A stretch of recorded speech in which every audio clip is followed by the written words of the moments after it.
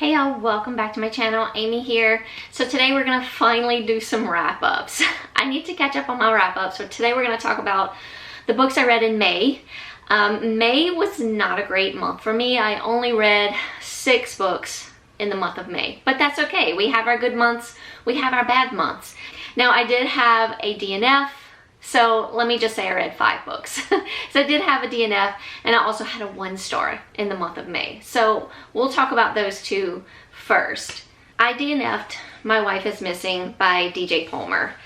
I don't even remember how far I got. I didn't get very far, but all I remember was I did not like our main character, well, one of our main characters. We went back and forth between Natalie, who is the wife that went missing, and then her husband, Michael, was his name Michael? Yes, Michael is her husband. So yeah, in the very beginning, she goes missing, but it doesn't look like she was taken. Like, there's not like a struggle as far as the policeman can tell, or neither her husband. So we start off with Michael, and he's off, I believe, like getting maybe dinner for, for his family. And when he comes back, they are gone. And they are in a hotel room, so they are like on like a little vacation when the book opens up. And when he gets back to the hotel room, there's like,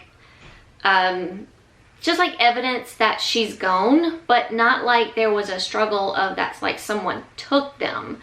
Now, one of his sons, like his teddy bear or something, was left behind, and the husband knows that he never leaves his teddy behind, or was it his blankie? I don't remember. But there was a lot of parts in this book where I was just like rolling my eyes, especially at Natalie. We start following her before she goes missing, and what led to these events of her going missing. And at first I was like, okay, I want to know why. Why did she leave? But then as I continued to read and roll my eyes consistently, I was like, you know what? I just don't care anymore. She was really annoying. I couldn't really get into Michael's character either. Couldn't decide whether I liked him or what, but I totally did not like Natalie. But anyway, that's besides the point. I just got all around just kind of frustrated, and I didn't care anymore. So yeah, so I DNF'd this one. My 1-star is The London Seance Society by Sarah Penner. I was very disappointed. Like, I kept going in this book. I'm surprised I didn't DNF it, but I kept going because I was just like, there's got to be more to this. I don't know. I love The Lost Apothecary, so I was determined that I was going to find something in here that I liked. So this does date back to 1873, and it stays in that time. Now, we do have a little bit of a timeline. So Lena, I believe is her name. I did listen to this on audio. Oh, and I did try listening to this on audio as well, but not only didn't I like the story, I don't really care. I don't think I cared for the narration as well, as far as like from what I can remember. The narration for this was okay. So we follow Lena, and she's basically like a student learning the ways of a seance, I guess, and how to use maybe possibly her psychic abilities. I'm not sure I don't remember if she had psychic abilities. What I wanted out of this book was, okay, so we have Lena, her sister, I guess, goes missing and then is later found dead. So Lena lost her sister. And so what I thought I was going to get from this book was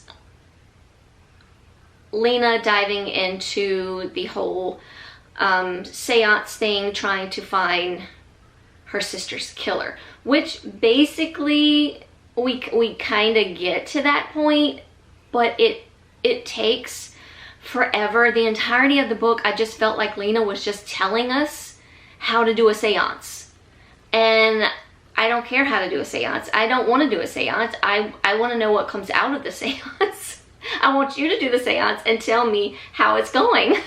So that's basically what I think I was expecting. I think I was expecting just more out of this story. So yeah, we do follow Lena, and she's basically telling us the ins and outs of a seance and about her mentor. I forget her name. Vaudeline. There is a romantic situation between Lena and Vaudeline. And then we also have a Mr. Morley. He is the vice president of the London Seance Society, but there's like a men's club, and he's the vice president of this men's club, and this men's club is not a very good club. So there's a backstory there. He actually knew Lena's sister. Her name was Evie.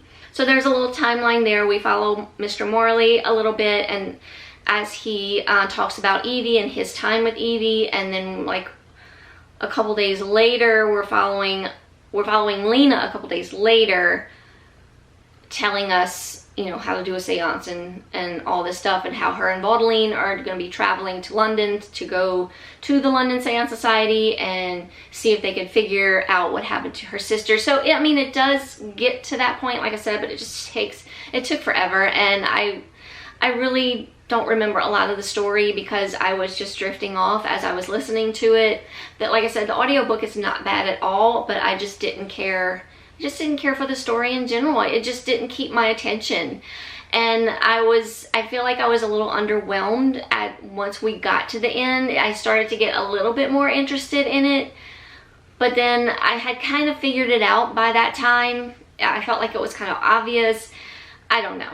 I just, yeah, it wasn't what I wanted. It wasn't what I expected. I was really disappointed, and I just didn't enjoy it all the way around. I also read The Nanny. This is by Jilly Macmillan. This is like a 3 to 3.5 star for me. As I kept interested in the story, I got very annoyed with one of our main characters, and I stayed a little pissed off for the majority of the time because of this character. So the book starts us off in 1987 when our nanny, Hannah, is noticeably missing. Joe is our main character that we are following, and in 1987, Hannah was Joe's nanny, and at this time, she was very upset that her nanny went missing. She loved her nanny dearly, and from that point on, she has always blamed her mother for the disappearance of Hannah, the nanny.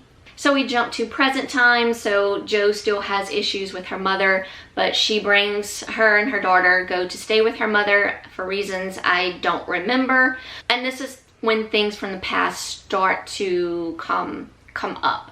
And it, like I said, it kept me interested because I knew there was a twist somewhere in this story. Something wasn't adding up right. I don't want to give too much away. That's really all I can say about this book, because we pretty much kind of towards the beginning to the middle of the book, we start getting more information about Hannah the nanny and how she came about and what happened. So yeah, I can't give too much away in this book, but I will say that I was interested, and it did keep me invested in the story. The narration was really good. I did listen to this on audio, and I felt pretty satisfied and felt like the ending really came to a good ending, in my opinion. So yeah, 3 to 3.5 star. I couldn't really remember. I didn't want to give it 4 stars because I just felt it wasn't a 4-star read. So I guess it's more of a 3.5 star, being it did keep me interested. But like I said, I just stayed pissed off the entire time because there's a lot of like confusion going on and like misinterpretations of everything, and that gives me anxiety in a book. And I know it makes the book what it is, but I was just like so frustrated and just like, I basically felt like the bad people were getting away with the things and the good people were suffering the consequences, and it was making me mad and giving me anxiety. But anyway, all in all, I did enjoy the story. It did come to a good ending, so 3.5 stars. Then we have Daughter. This is by Kate McLaughlin.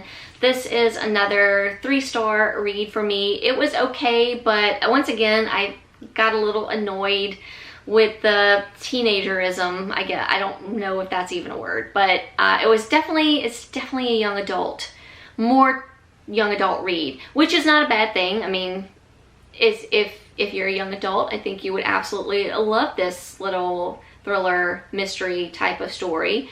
I just got annoyed with our character Scarlett. She is the daughter of a infamous serial killer named Jeff Lake. She was only a baby when he was found guilty of all these missing women and murders that were taking place. So she doesn't remember her father, and her mother kind of gave her just a roundabout answer about who her father was. So she never really knew exactly who her father was until the day that we have some policemen come knocking on the door, and they are like, your father is requesting your company.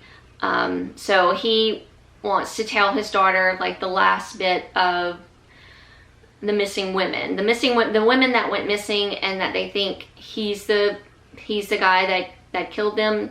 He's going to tell her who they are and where they're at, only her. So there was a lot of problems with that, in my opinion, in general, just about her going to see this, even though he's very sickly, he's dying of pancreatic cancer, but leaving her by herself alone in a room with a serial killer, that just didn't make sense to me. But back to the story, I did enjoy the story in general. It does lead to like a nice ending, and I enjoyed the mother story as well. The mother had to go through, obviously, a terrible time in this situation where she was blamed, as well as like that she was, you know, in with all the murders. So I enjoyed her story and what she had to do to move on with her daughter. I will say there is mentions of necrophilia in this book. Her father, he was a disgusting man.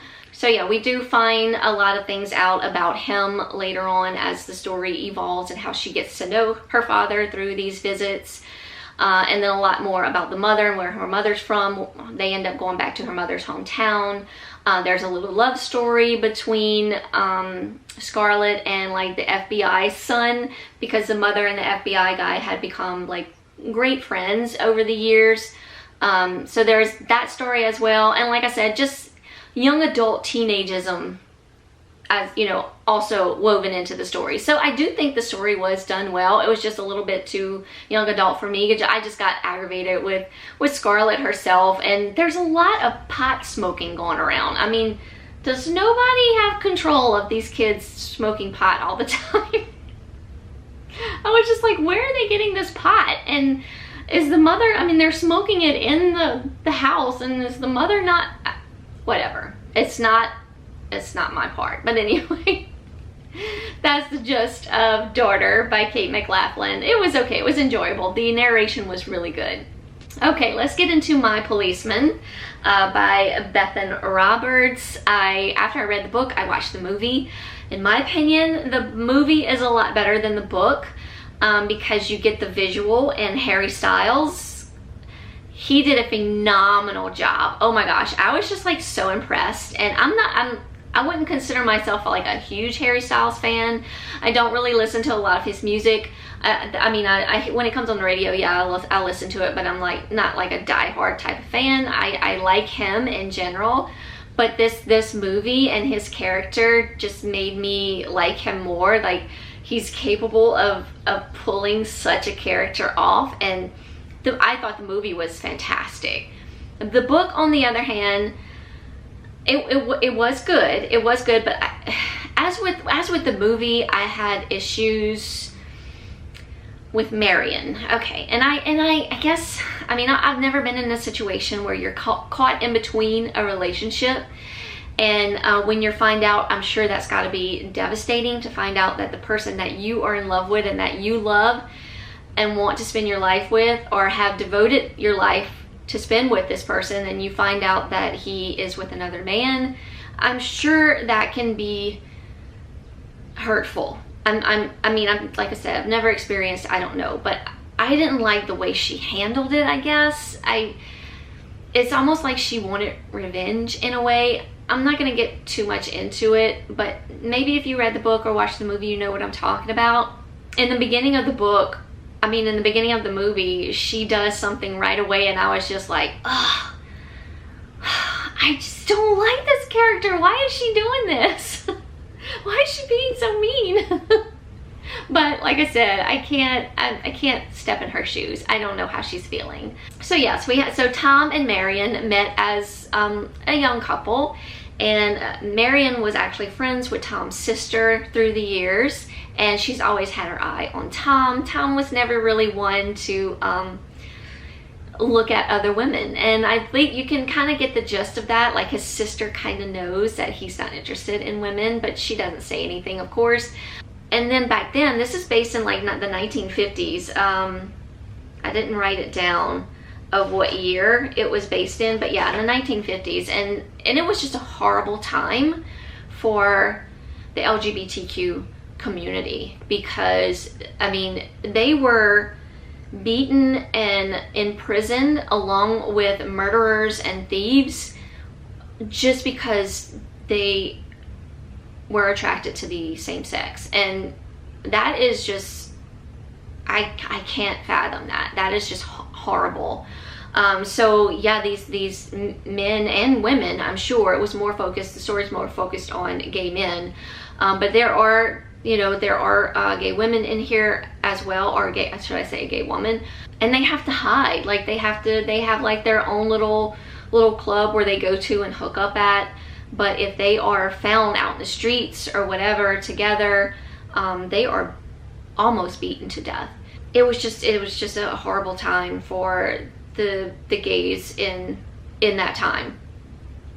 So it was very hard to read that and very hard to watch that as well.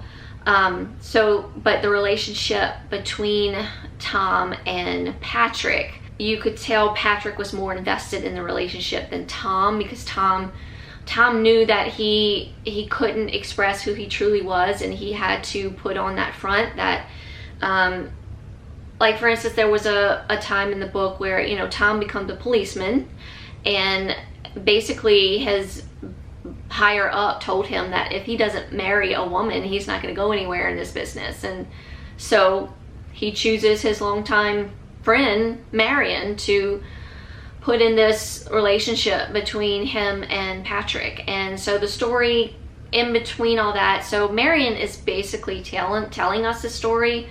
Patrick is as well. We don't hear from Tom, which I was upset about. I wanted to hear from Tom. I wanted his feelings, because you couldn't really, I mean, they kind of came across the page as well as the movie.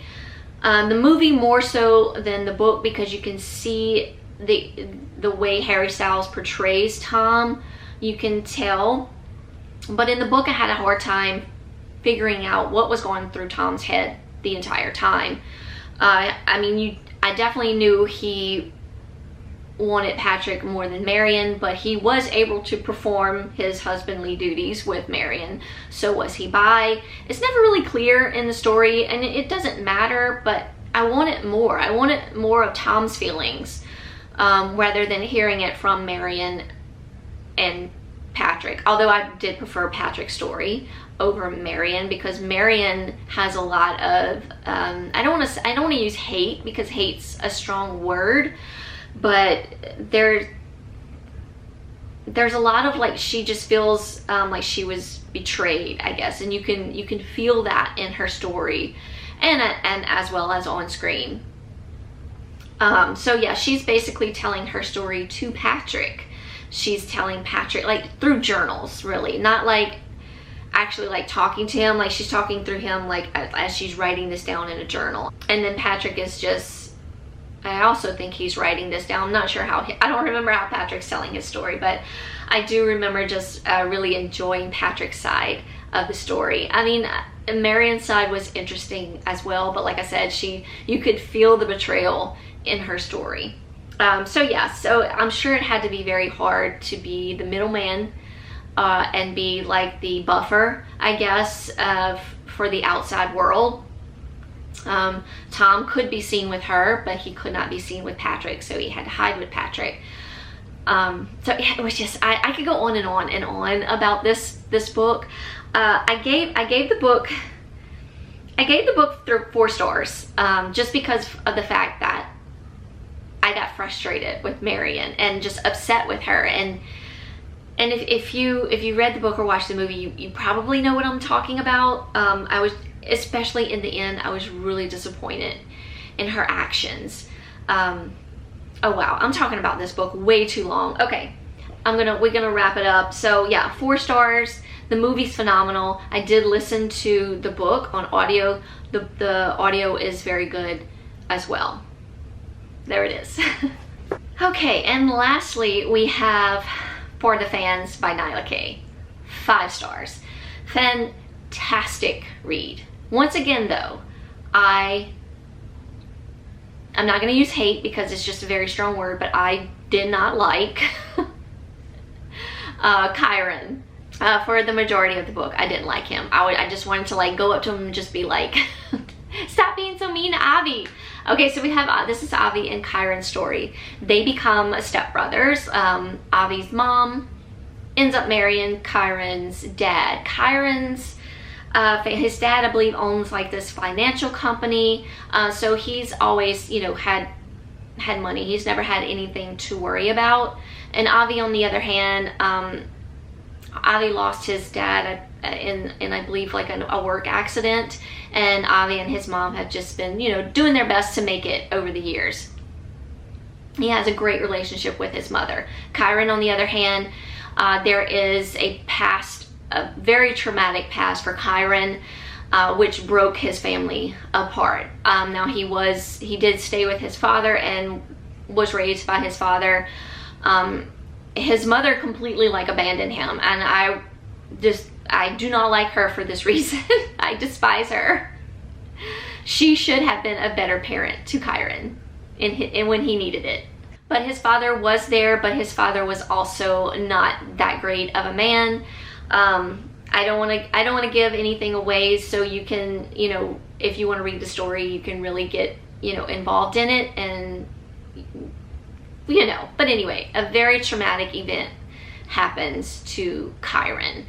So that being said, I will say that there is child abuse in here, sexual child abuse, and so if that's sort of like a trigger for you, this might not be the story, because we do get the full story eventually over time. It's not like going to be slammed in your face or anything, but you will get the full story over time. That being said, on to Avi and Kyron. They go off to college. They end up going to the same college, and Avi's more friendly, you know, towards Kyron. Avi doesn't know, you know, doesn't realize that he's possibly bisexual. Kyron, on the other hand, once again, he has issues with that part of his sexuality. He knows who he is, but he cannot, he has been taught to suppress that and taught that it's wrong. So he has become like this hard shell of a person, and just very ugly to Avi. Avi is obviously making him feel things that he doesn't want to feel, and that was, I saw that right away. I was like, Kyron's got some self-loathing issues that he needs to get through before he can accept Avi, and he's just like being the worst person ever to Avi. Avi is such a great character. I absolutely loved him. So something happens with the family's finances, his dad's business. I think something happened with the partner. The partner was doing something he shouldn't have, and they basically lost his business. All the money's gone. So Avi takes it upon himself to start an OnlyFans page after he learns that his best friend is doing so well with an OnlyFans page. And then the best friend can see the chemistry between Avi and Kyron, so she wants to for Avi to include Kyron in there, so Kyron as well can make some money. So yeah, it's just fun. That part of the story was really fun. I really enjoyed that part of the story. These two guys are just, whew, they were steaming up those pages, let me tell you. They are hot together. And just from like you get it from the beginning. So it's his first time for both of them, and they are experimenting with each other on camera in front of, like, it is, I don't know, something about it is just so hot. And I loved those parts of the story. And over time, you know, they kept telling each other, well, it's just for the fans. It's for the fans. This is like a job. We're doing this for the fans. It doesn't mean anything. But of course, over time, their relationship starts to evolve. Of course, Kyron gets a little scared of what's happening, and he tries to convince himself that it's, you know, it's for the money, it's for the fans. So it does in a way remind me of Wrath, because Kyron has so much trauma in his past, and he needs to love himself before he can love someone else. So our stories are very similar, although Wrath was a little bit more darker and deeper and definitely more emotional than For the Fans. For the Fans had more of a funner side with the OnlyFans page. But yeah, it's sort of the same thing. So if you can read Wrath, if you can take that story and love it and read it, you can definitely do For the Fans. It is an emotional read. It's not just not as deep. But I fell in love with these two guys, especially Avi from the first page. Kyron, it took me a little while, even though I knew he was suffering, but I didn't like how mean he was being to Avi. But anyway, it turned out to just be a beautiful love story between these guys. And I will say again, just smoking hot. Smoking hot.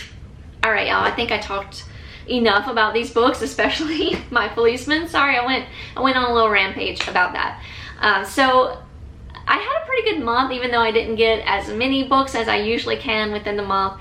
I had a good month with these. Now, For the Fans was a really, I did physically read this book, and it is a long book. It is a big book. Like I said, it's comparable to Wrath. I think it had like, my Kindle said it had like 700 and some pages. So not my Kindle, my Fire tablet. Well, it's basically kind of like a Kindle, I guess, but I don't know. Anyway, but yeah, it was a really long book. Even though like I picked it up every day and I didn't want to stop reading, it took me a little while to get through. But anyway, those are my May reads. Let me know in the comments what y'all read in the month of May. Have y'all read any of the books I talked about? Yeah, let's talk about it in the comments. Hope you're all doing well out there, having a great summer so far. Hugs from me, y'all, and I'll see y'all very soon in another video.